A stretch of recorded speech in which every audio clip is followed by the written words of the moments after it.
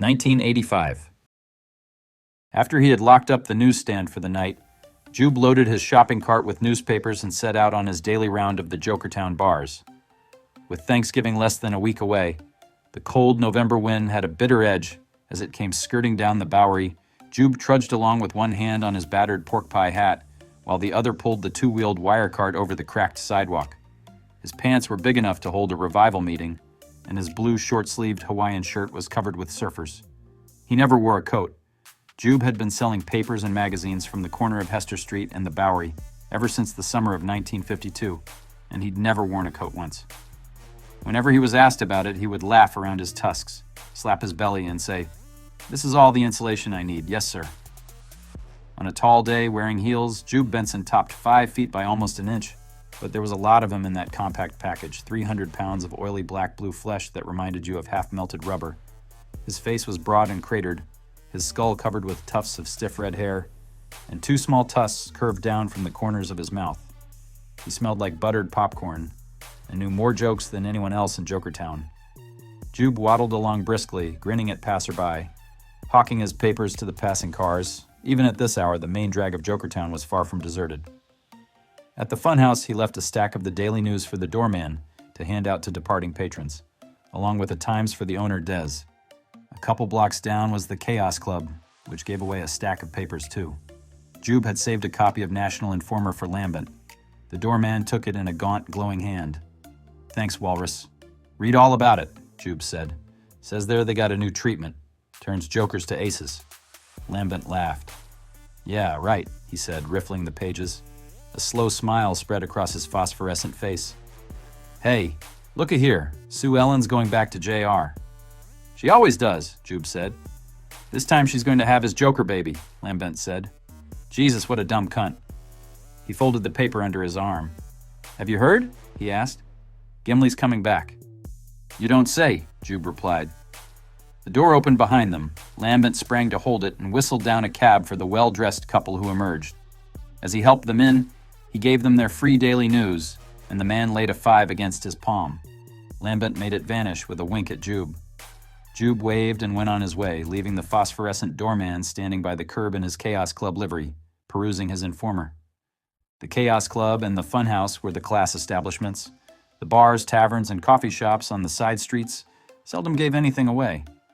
But he was known in all of them, and they let him hawk his papers table to table. Jube stopped at the Pit and at Harry's Kitchen, played a game of shuffleboard in Squisher's basement, delivered a penthouse to Wally of Wally's. At Black Mike's Pub, under the neon Schaefer sign, he joked with a couple of working girls and let them tell him about the kinky Nat Politico they'd double-teamed.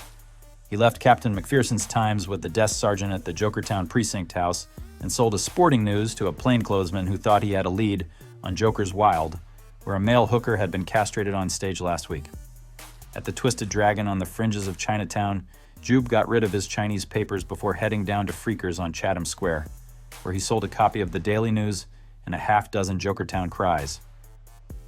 The cry offices were across the square.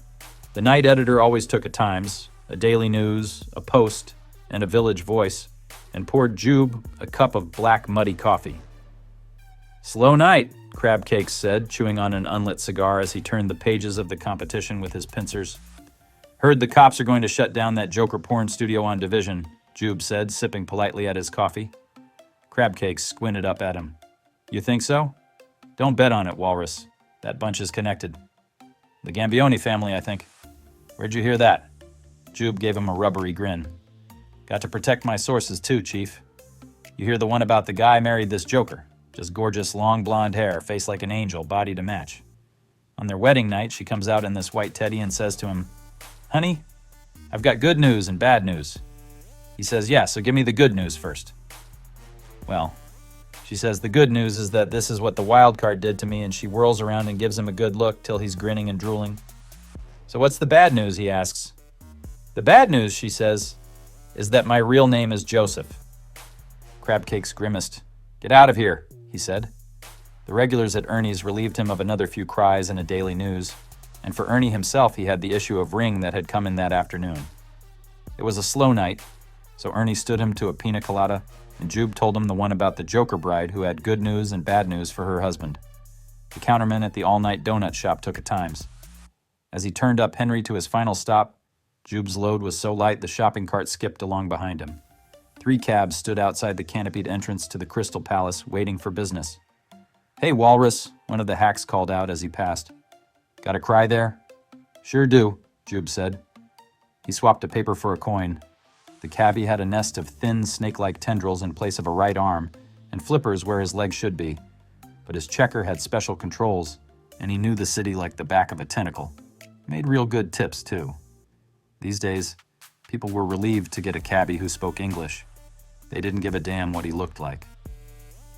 The doorman carried Jube's cart up the stone steps to the main entrance of the 3-story turn-of-the-century row house.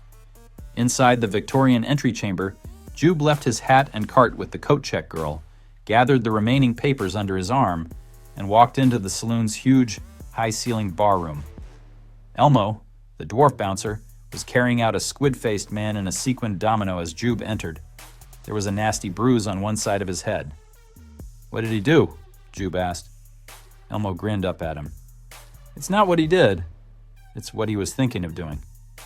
The little man pushed through the stained glass doors with the squid face slung over his shoulder like a sack of grain. It was last call at the Crystal Palace. Jube made a circuit of the main tap room. He seldom bothered with the side rooms and their curtained alcoves and sold a few more papers.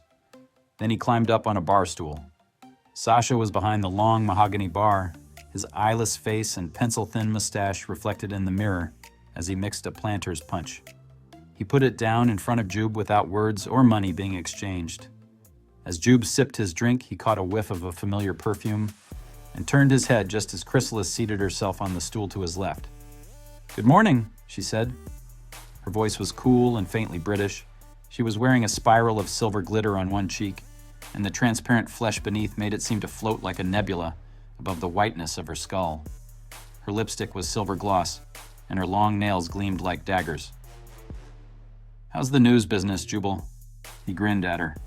"Did you hear the one about the Joker bride who had good news and bad news for her husband?" Around her mouth, the ghost gray shadows of her muscles twisted her silvered lips into a grimace. "Spare me." "All right." Jube sipped at his planter's punch through a straw. "At the Chaos Club, they put little parasols in these." "At the Chaos Club, they sell drinks and coconuts." Jube nursed his drink. "The place on Division where they film the hardcore stuff? I hear it's a Gambione operation." "Old news," Chrysalis said. It was closing time. The lights came up. Elmo began to circulate, stacking chairs on tables and rousting the customers. "Troll is going to be the new chief of security at Tachyon's clinic. Doc told me so himself." "Affirmative action?" Chrysalis said dryly.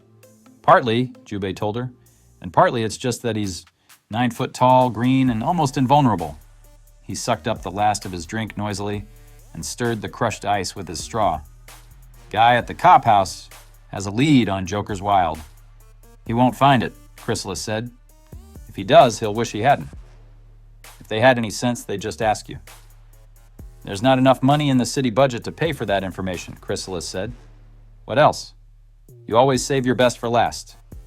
"Probably nothing," Jube said, swiveling to face her. "But I hear Gimli's coming home." "Gimli?"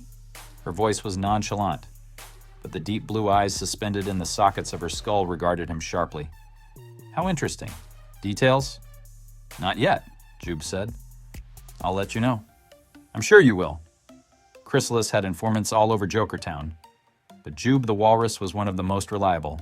Everyone knew him, everyone liked him, everyone talked to him. Jube was the last customer to leave the Crystal Palace that night.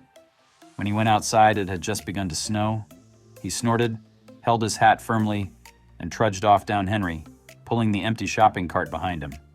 A patrol car came alongside him as he was passing under the Manhattan Bridge, slowed, and rolled down a window. "Hey, Walrus," the black cop behind the wheel called out. "It's snowing, you dumb joker. You'll freeze your balls off." "Balls?" Jube called out. "Who says Joker's got balls? I love this weather, Chaz. Look at these rosy cheeks." He pinched his oily blue-black cheek and chortled. Chaz sighed and opened the back door of the blue and white. "Get in. I'll ride you home." Home was a 5-story rooming house on Eldridge, just a short ride away. Jube left his shopping cart under the steps by the trash cans as he opened the police lock on his basement apartment. The only window was completely filled by a huge air conditioner of ancient vintage, its rusted casing now half covered with blowing snow. When he turned on his lights, the red 15-watt bulbs in the overhead fixture filled the room with a murky scarlet twilight. It was bone cold inside, scarcely warmer than the November streets. Jube never turned on the heat. Once or twice a year, a man from the gas company came by to check on him and make sure he hadn't rigged the meter. Under the window, pans of green, decaying meat covered the top of a card table. Jube stripped off his shirt to reveal a broad, six-nippled chest, got himself some ice to crunch, and picked the ripest steak he could find.